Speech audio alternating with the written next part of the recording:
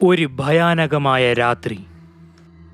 അർദ്ധരാത്രിയുടെ അന്ധകാരത്തിൽ നളിൻ അസ്വസ്ഥനായി ടെറസിൽ നടക്കുകയായിരുന്നു. പെട്ടെന്ന് അവൻ തൻ്റെ സുഹൃത്ത് ചങ്കിയെ വിളിച്ചു. പക്ഷേ ചങ്കി ഫോൺ എടുത്തില്ല. അവൻ വീണ്ടും വീണ്ടും വിളിച്ചുകൊണ്ടേയിരുന്നു. പക്ഷെ ചങ്കി അവൻ്റെ ഫോൺ എടുത്തില്ലായിരുന്നു. ഏകദേശം രാത്രി 2 മണി കഴിഞ്ഞിരുന്നു. അപ്പോഴാണ് പെട്ടെന്ന് നളിനിൻ്റെ ഫോണിൽ ചങ്കിയുടെ കോൾ വന്നത്. ഹലോ, എന്തുവാടേ ഈ പാതിരാത്രിക്ക് എന്തിനാ വിളിച്ചു ഉണർത്തിയത്? എടാ, എനിക്ക് ഉറക്കം വരുന്നില്ല. നീ ഒരു കാര്യം ചെയ്യ്, നീ ബണ്ടിയെയും കൂട്ടിയിട്ട് ഇങ്ങോട്ട് വാ. വരുമ്പോൾ വിസ്കിയും കുറെ സ്നാക്സ് എടുത്തിട്ട് വാ. എടേ എന്തൊരുടേ, രാത്രി 2 മണിക്കാണോ കള്ളു കുടിക്കാൻ വിളിക്കുന്നത്? ഉറങ്ങാൻ വിടടേ. നളിൻ കുറെ നിർബന്ധിച്ചപ്പോൾ അവൻ്റെ ബെസ്റ്റ് ഫ്രണ്ടായ ചങ്കി ബണ്ടിയെയും കൂട്ടി നളിൻ്റെ അടുത്തെത്തി അവനോട് ഇങ്ങനെ പറഞ്ഞു. നട്ടപ്പാതിരക്ക് കള്ളു കുടിക്കാൻ വിളിക്കുന്ന ഫ്രണ്ട് ഈ ലോകത്ത് നീ മാത്രമായിരിക്കും. എന്നാ എല്ലാം കൊണ്ടുവന്നിട്ടുണ്ട്. നീ ചങ്കിയല്ലടാ, ചങ്കാണ്. വെള്ളമടിക്കാന്ന് പറയുമ്പോൾ അപ്പം തന്നെ ഓടിയെത്തുന്ന ആളല്ലേ. ശരി, വാ, പരിപാടി തുടങ്ങാം. പരിപാടിയെല്ലാം തുടങ്ങാം, പക്ഷേ റൂമിൽ, ഈ ടെറസിൽ വേണ്ട. ഈ ഏരിയ തന്നെ പ്രേതശല്യമുള്ള സ്ഥലമാണെന്ന് ഞാൻ കേട്ടിട്ടുണ്ട്. ടെറസ് വേണ്ടടേ. ഇവിടെ ഞാൻ ഇത്രയും നേരം ഇവിടെ നടക്കുകയായിരുന്നു. പ്രേതമുണ്ടെങ്കിലേ ഞാൻ ജീവിച്ചിരിക്കില്ല. നീ വാ. എടാ, പ്രേതവും ഭൂതവും ഒക്കെ ഉണ്ടെന്നേ, എന്നെ വിശ്വസിക്കേ. പ്രേതഭയത്തിലിരിക്കുന്ന ബണ്ടിയുടെ ശരീരത്തിൽ നളിൻ പെർഫ്യൂം ഒഴിച്ചു. എടാ, നിനക്ക് വട്ടായ? രാത്രി കാലത്ത് പെർഫ്യൂം ഇട്ട് നടക്കാൻ പാടില്ലെന്നാ കേട്ടിട്ടുള്ളത്. എന്റെ മേലെ തന്നെ ഒഴിച്ചിരിക്കുന്നു. എടാ, നിനക്കറിയോ, പ്രേതങ്ങളില്ലേ, അവർക്ക് സുഗന്ധം ഭയങ്കര ഇഷ്ടമാണ്. ഒന്ന് മിണ്ടാതിരിക്കടേ. നീ ഇങ്ങനെ തന്നെ പറഞ്ഞോണ്ടിരുന്ന ഞാൻ നിന്നെ അരയാൽ കെട്ടിയിടും. അവര് 3 പേരും ടെറസിന്റെ മതിലിലിരുന്ന് മദ്യപിക്കാൻ തുടങ്ങി. കുടിച്ചുകൊണ്ടിരുന്ന ബണ്ടി ആ അരയാലിലേക്ക് വെറുതെ നോക്കിക്കൊണ്ടേയിരുന്നു. എടാ നളിനെ, ഈ അരയാല് നീ എന്തുകൊണ്ട് വെട്ടിക്കളഞ്ഞൂടാ? കുടിച്ചതുകൊണ്ടാണോന്ന് അറിഞ്ഞൂടാ. ആ മരത്തുനിന്ന് ആരോ നോക്കുന്നത് പോലെ ഒരു തോന്നല്. പെട്ടെന്ന് ആ ഏരിയയിലെ കറണ്ട് പോയി. വേഗം തന്നെ ആകാശം ഇരുണ്ട് ഇടിമിന്നലോടെ കാറ്റടിക്കാൻ തുടങ്ങി. അപ്പോഴും ബണ്ടി, ചങ്കി, നളൻ 3 പേരും മദ്യപിച്ച് സംസാരിച്ചു കൊണ്ടിരിക്കുകയായിരുന്നു. അവരുടെ അരികിൽ അമാനുഷ്യമായ എന്തൊക്കെയോ കണ്ടതുപോലെ ആ തെരുനായ്ക്കൾ അവരുടെ ദിശ നോക്കി ഭീകരമായി കുരയ്ക്കാൻ തുടങ്ങി. നായ്ക്കളും ഭയന്നിരുന്നത് പോലെയായിരുന്നു ആ കുര. അപ്പോൾ നളിൻ പറഞ്ഞു, എടാ, ഈ നായ്ക്കൾ കുരച്ച് നമ്മുടെ മൂഡ് കളയുന്നാ തോന്നുന്നു. നിങ്ങൾ ഇവിടെ ഇരിക്കും, ഞാൻ അവറ്റകളെ ഓടിച്ചിട്ട് വരാം. ഇങ്ങനെ പറഞ്ഞ നളിൻ ഉടനെ തന്നെ ഒരു വടിയെടുത്ത് താഴോട്ട് നായ്ക്കളെ ഓടിക്കാനായി പോയി.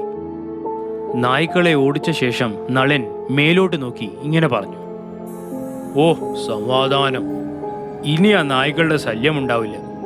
ഇങ്ങനെ പറഞ്ഞ് ചിരിച്ചുകൊണ്ടിരുന്ന നളിൻ പെട്ടെന്നാണ് അത് കണ്ടത്. അവന്റെ 2 സുഹൃത്തുക്കളുടെ നടുവിലിരുന്ന് തുറിച്ചു നോക്കിക്കൊണ്ടിരിക്കുന്ന അമാനുഷിക രൂപത്തെ. അവളുടെ നീണ്ട തലമുടി അവളുടെ മുഖത്തെ മറച്ചിരുന്നു.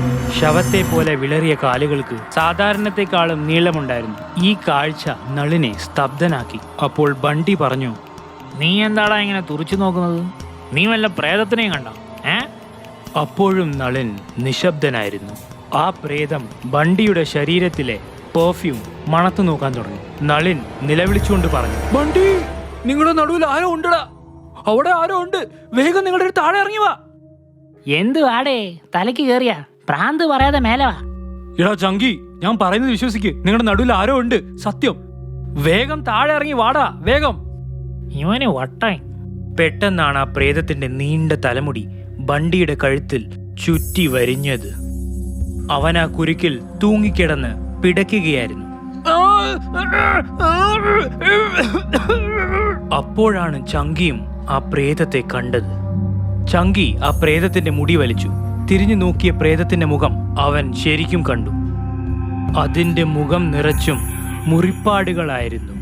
മുഖത്തിന്റെ പാതി ഭാഗം കത്തി കരിഞ്ഞിരുന്നു. അതിന്റെ കണ്ണുകളുടെ സ്ഥാനത്ത് വെറും രക്തക്കുഴികളായിരുന്നു. ഇത് കണ്ട് ചങ്കി മയങ്ങി താഴെ വീണു. രാത്രിയുടെ കനത്ത നിശബ്ദതയിൽ പ്രേതം ബണ്ടിയെ തന്റെ തലമുടിക്കുരുക്കിൽ തൂക്കിയിട്ടു. പരിസരമെങ്ങും നായ്ക്കൾ ഭീതിയോടെ കുരയ്ക്കുകയായിരുന്നു. അപ്പോൾ നളിൻ ടെറസിലേക്ക് ഓടുകയായിരുന്നു. ആ പ്രേതം ബണ്ടിയെ അരയാലിന്റെ അടുത്തേക്ക് വലിച്ചുകൊണ്ടുപോയി. അവിടെ വെച്ച് അത് ബണ്ടിയുടെ കണ്ണുകളെ ചൂഴ്ന്നെടുത്തു. പ്രാണവേദനയിൽ പിടഞ്ഞ് ബണ്ടി മരിച്ചു. ഇതൊക്കെ ടെറസിൽ നിന്ന് കാണുന്ന നളിൻ ഞെട്ടിത്തരിച്ചു നിന്നു. നളിന് ചുറ്റും നടന്നതൊക്കെ ഒരു സ്വപ്നം പോലെയാണ് തോന്നിയത്. ഉടനെ തന്നെ അവൻ ചങ്കിയെ എഴുന്നേൽപ്പിക്കാൻ ശ്രമിച്ചു. ചങ്കി എഴുന്നേക്കടാ, ആ പ്രേതം നമ്മുടെ ബണ്ടിയെ കൊന്നു കളഞ്ഞു. ചങ്കി എഴുന്നേക്ക്, ചങ്കി. അതിഭയങ്കരമായ കാഴ്ച കണ്ട് ബോധരഹിതനായ ചങ്കി മരിച്ചതുപോലെ തന്നെ കിടന്നു. അവിടെ പെട്ടെന്ന് പ്രത്യക്ഷമായ പ്രേതം നളിന്റെ തോളിൽ കൈവച്ചു. ആ സമയം ആകാശത്ത് ശക്തമായ മിന്നലുണ്ടായി. പതുക്കെ തിരിഞ്ഞു നോക്കിയ നളിൻ ഭയന്ന് വിറച്ച് മരവിച്ചുപോയി. അതിഭീകരമായ പ്രേതം അവിടെ നിന്നിരുന്നു. വർഷങ്ങൾക്ക് മുമ്പ് പാതി കരിഞ്ഞ ശവം പോലെ അവന് തോന്നി. കണ്ണില്ലാത്ത ആ പ്രേതം ക്രോധത്തോടെ അവനെ നോക്കി പറഞ്ഞു, എടാ നളിൻ, എടാ ദുഷ്ടാ നളിൻ, നിനക്കെന്നെ ഓർമ്മയുണ്ടോടാ? എന്നെ കൊല്ലരുത്, എന്നെ വെറുതെ വിടണം. എന്റെ കഴുത്തിൽ ഈ ലോക്കറ്റ് ഉണ്ട്, കണ്ടോ? നീ ഇത് കണ്ടോ?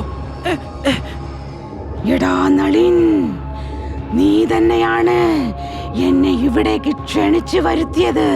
ഞാൻ നിന്നെ എങ്ങനെ വെറുതെ വിടും, പറയൂ? ചങ്കിയെ ഉപേക്ഷിച്ച് നളിൻ ഓടി തുടങ്ങി. പ്രേതം പെട്ടെന്ന് തന്നെ ചങ്കിയുടെ നെഞ്ചിൽ കേറിയിരുന്ന് ഇങ്ങനെ പറഞ്ഞു, നളിൻ, എടാ നളിൻ, നീ എങ്ങോട്ടേക്കാണ് ഓടുന്നത്?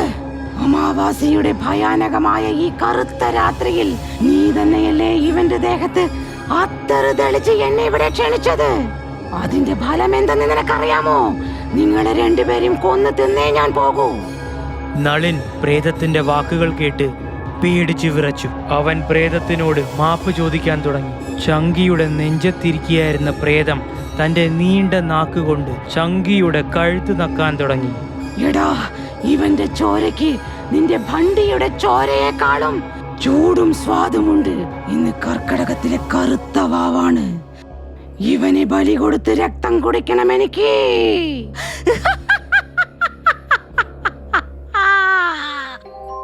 പ്രേതം ചങ്കിയുടെ കഴുത്തിൽ നിന്ന് രക്തം നാക്കി കുടിച്ചു. പിന്നെ അവന്റെ കണ്ണുകൾ ചൂഴ്ന്നെടുത്ത പ്രേതം പതുക്കെ തിരിച്ചു നടന്നു പോയി ആ അരയാളുടെ അടുത്തെത്തി പെട്ടെന്ന് അപ്രത്യക്ഷമായി. തന്റെ 2 സുഹൃത്തുക്കളുടെയും ഭീകരമായ മരണം കണ്ട നളിൻ അവിടെ തന്നെ ബോധരഹിതനായി താഴെ വീണു. പിറ്റേ ദിവസം കോളനിവാസികൾ ഈ വാർത്തയറിഞ്ഞ് ഞെട്ടിത്തെറിച്ചു. ചങ്കിയുടെ ശരീരം ചോരയില്ലാത്തത് കാരണം കടലാസ് പോലെ വെളുത്തിരുന്നു. എത്ര അന്വേഷിച്ചിട്ടും അവരുടെ മരണത്തെക്കുറിച്ച് പോലീസിന് ഒരു വിവരവും കിട്ടിയിരുന്നില്ല. നളിൻ ആശുപത്രിയിലായിരുന്നു. അവന് ബോധം വന്നപ്പോൾ ചോദ്യം ചെയ്യാൻ സബ് ഇൻസ്പെക്ടർ അവിടെ എത്തി. നളിൻ, പരിഭ്രമിക്കണ്ട, പറയൂ, ആ കൊലപാതകി കാണാൻ എങ്ങനെയായിരുന്നു? നിന്റെ സുഹൃത്തുക്കളെ ഇത്ര ക്രൂരമായി കൊന്നവന്റെ രൂപം നിനക്ക് ഓർമ്മയുണ്ടോ? സാറേ, അതൊരു മനുഷ്യനായിരുന്നില്ല. അത് എന്തായാലും മനുഷ്യനല്ല. പേടിക്കണ്ട, പറഞ്ഞോളൂ, ആരായിരുന്നു അത്? അപ്പോൾ നളിൻ പോലീസിന്റെ പുറകിൽ നിന്നിരുന്ന പ്രേതത്തെ അവൻ കണ്ടു. അപ്പോൾ ആ പ്രേതം തന്റെ നീണ്ട കൂർത്ത നാക്കുകൊണ്ട് ആ പോലീസ് ഓഫീസറെ നക്കാൻ ശ്രമിക്കുകയായിരുന്നു. സാറേ, സാറേ, സാറേ, സാറേ, സാറിന്റെ പുറകിൽ നിൽക്കുന്നുണ്ട് ആ പ്രേതം. സാറേ, സാറിന്റെ പുറകിൽ നിൽക്കുന്നുണ്ട് ആ കൊലയാളി. മാറിക്കോളൂ, എന്റെ ഫ്രണ്ടിനെ കൊല്ലുമ്പോഴും അവൾ ഇങ്ങനെ തന്നെയാണ് ചെയ്തത്. സാറേ, മാറണം. സാറേ, സാറേ, ആ പുറകിൽ നിൽക്കുന്ന പ്രേതം സാറിനെ കൊല്ലും. സാറേ, രക്ഷപ്പെട്ടോളൂ സാറേ.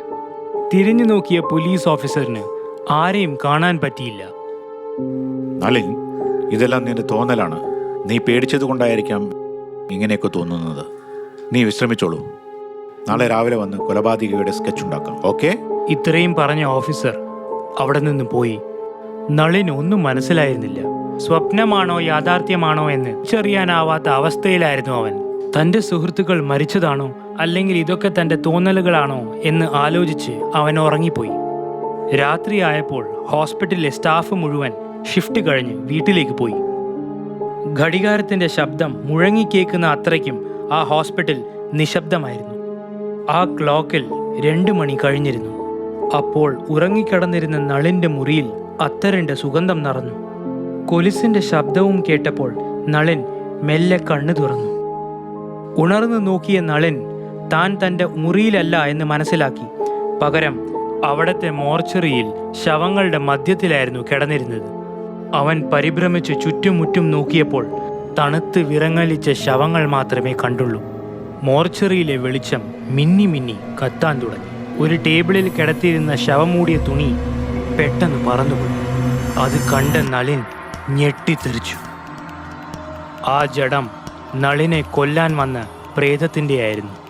നളിൻ എഴുന്നേറ്റ് ആ കട്ടിലിലിരുന്നു. അപ്പോൾ ആ ജഡമും എഴുന്നേറ്റിരുന്നു. പേടിച്ച നളിൻ ആലില പോലെ വിറയ്ക്കുകയായിരുന്നു. അപ്പോൾ ആ പ്രേതം നളിനോട് ഇങ്ങനെ പറഞ്ഞു: പേടിക്കേണ്ടടാ, ഞാൻ ഇന്ന് നിന്നെ കൊല്ലാൻ പോകുന്നില്ല. അടുത്ത കറുത്ത വാവ് ദിവസം നിന്നെ കൊന്നു ചോര കുടിച്ച ശേഷം എന്നേക്കുമായി ഞാൻ ഈ ലോകം വിടും. എടാ, നിന്നെ കൊല്ലുക എന്നതാണ് എന്റെ പരമമായ ലക്ഷ്യം. പക്ഷേ എന്തിനാണ് നീ എന്നെ കൊല്ലുന്നത്? എന്ത് അപരാധമാണ് ഞാൻ നിന്നോട് ചെയ്തത്? പ്രേതം നളിന്റെ അടുത്തേക്ക് വന്ന് തൻ്റെ ഭയാനകമായ രൂപത്തിലേക്ക് മാറി. ഇപ്രാവശ്യം അവളുടെ മുഖം പാതി അഴുകി ജീർണിച്ചതായിരുന്നു. ഒരു കണ്ണ് തൂങ്ങിക്കിടക്കുകയായിരുന്നു. മുഖം മുഴുവൻ ആഴമുള്ള നഖപ്പാടുകൾ. ആ പ്രേതം നളിന്റെ കഴുത്ത് ഞെരിച്ചുകൊണ്ട് പറഞ്ഞു: നിനക്ക് ഓർമ്മകൾ വരുന്നത് വരയ്ക്കും, നിനക്ക് നിന്റെ ശരിയായ ഗുണം മനസ്സിലാകുന്നത് വരയ്ക്കും ഞാൻ നിന്നെ കൊല്ലില്ലടാ. ഇത്രയും പറഞ്ഞ ശേഷം ആ പ്രേതം നളിന്റെ മുഖത്ത് കൂർത്ത നഖം കൊണ്ട് മാന്തിപ്പറിച്ചു. നളിന്റെ മുഖത്തിൽ നിന്നും ചോര ഒലിക്കുകയായിരുന്നു. നളിൻ പേടിച്ച് മോർച്ചറി വിട്ട് തൻ്റെ റൂമിലേക്ക് ഓടി വന്നു. അവിടെ ഉണ്ടായിരുന്ന കണ്ണാടിയിൽ തൻ്റെ മുഖം നോക്കുമ്പോൾ തൻ്റെ നെറ്റിയിൽ പൂജ എന്ന് എഴുതിയിരുന്നത് അവൻ കണ്ടു. ഇത് കണ്ട നളിൻ ചിന്താകുഴപ്പത്തിലായി. ആരാണ് പൂജ? എന്തിനാണ് എന്നെ കൊല്ലാൻ ശ്രമിക്കുന്നത്? ഇതൊക്കെ ആലോചിച്ച് ഉറങ്ങാനാവാതെ അവൻ കിടന്നു. പിറ്റേന്ന് രാവിലെ പോലീസ് ഓഫീസറും സംഘവും എത്തി. പോലീസ് ഓഫീസറും ചോദിച്ചു ആരാണ് പൂജയെന്ന്. പക്ഷേ നളിന് ഉത്തരമില്ലായിരുന്നു. പോലീസിന് ഈ കേസിനെ കുറിച്ച് ഒരു തുമ്പും കിട്ടിയില്ല. ഹോസ്പിറ്റലിൽ നിന്ന് ഡിസ്ചാർജായി വീട്ടിലെത്തിയ നളിൻ പൂജ ആരാണെന്ന് ചിന്തിച്ചുകൊണ്ടിരിക്കുകയായിരുന്നു. കുറച്ച് ദിവസങ്ങൾക്ക് ശേഷം നളിൻ തൻ്റെ ഫ്രണ്ട്സിനെ ഓർത്ത് രാത്രി ടെറസിൽ ദുഃഖിച്ചു നിൽക്കുകയായിരുന്നു. അവൻ അറിയാതെ അവൻ്റെ കണ്ണുകൾ ആ അരയാലിൽ പതിഞ്ഞു. അവിടെ ബണ്ടിയുടെ തൂങ്ങിക്കിടക്കുന്ന ശരീരം കണ്ട് അവൻ ഞെട്ടിപ്പോയി. അവൻ പെട്ടെന്ന് അവിടെ ഓടിപ്പോയി ബണ്ടിയുടെ ശരീരം കെട്ടിപ്പിടിച്ച് കരയാൻ തുടങ്ങി. അപ്പോൾ ആ ജഡം സംസാരിക്കാൻ തുടങ്ങി. നളിൻ, നളിൻ, അന്ന് നീ മദ്യപിച്ച് പൂജയെ കൊന്നില്ലായിരുന്നെങ്കിൽ ഞങ്ങൾക്ക് ഈ ഗതി വരില്ലായിരുന്നു. നിനക്ക് ഓർമ്മയില്ലേ, നിന്റെ ഓപ്പോസിറ്റ് ഫ്ലാറ്റിൽ താമസിച്ചിരുന്ന ആ പെൺകുട്ടിയെ ഒരു ദിവസം നീ മദ്യപിച്ച് ഫ്ലാറ്റിൽ എത്താനായി ഏണിപ്പടി കയറുമ്പോൾ നീ അറിയാതെ എതിരെ വന്ന പൂജയുടെ മേൽ ചെന്നിടിച്ചു. അവൾ നിന്റെ കരണ തടിച്ച് കോളനിക്കാരുടെ മുമ്പിൽ വെച്ച് നിന്നെ അപമാനിച്ചു. അതിന് പകരം ചോദിക്കാനായി നീ അവളെ പിടിച്ചു കൊണ്ടുവന്ന് ഈ അരയാലിൽ കെട്ടിയിട്ട് നീ ക്രൂരമായി മർദ്ദിച്ചു കൊന്നില്ലേ? അവളാണടാ പൂജ. അപ്പോഴാണ് നളിന് ആ സംഭവങ്ങളെല്ലാം മെല്ലെ ഓർമ്മയിൽ വന്നത്. ഇത് കേട്ട് അവൻ പറഞ്ഞു: ഓർക്കുന്നു, ഞാൻ ചെയ്തത് പാപമാണ്, മാപ്പ് അർഹിക്കാത്ത കൊടും പാതനമാണ്.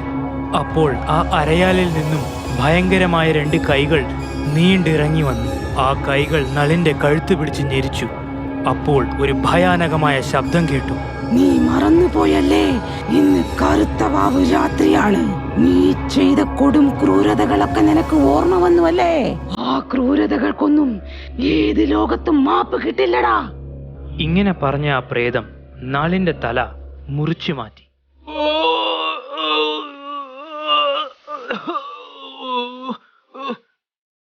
അവന്റെ ജഡം ആ പ്രേതം അരയാലിന്റെ ഉള്ളിലേക്ക് കൊണ്ടുപോയി. അന്നു മുതൽ ഇന്ന് വരയ്ക്കും പോലീസിന് ഒരു തുമ്പും കിട്ടിയില്ല. ആ 3 സുഹൃത്തുക്കളെയും വധിച്ചതാരാണ്? അത് മനുഷ്യനാണോ അല്ലെങ്കിൽ അമാനുഷികമായ വേറെന്തെങ്കിലുമാണോ? നിങ്ങൾക്ക് ഞങ്ങളുടെ ഈ വീഡിയോ ഇഷ്ടമായെങ്കിൽ ദയവായി ഞങ്ങളുടെ ചാനൽ സബ്സ്ക്രൈബ് ചെയ്യുക. പിന്നെ ഈ വീഡിയോ ലൈക്കും ഷെയറും ചെയ്യാൻ മറക്കരുത്. നന്ദി, നമസ്കാരം.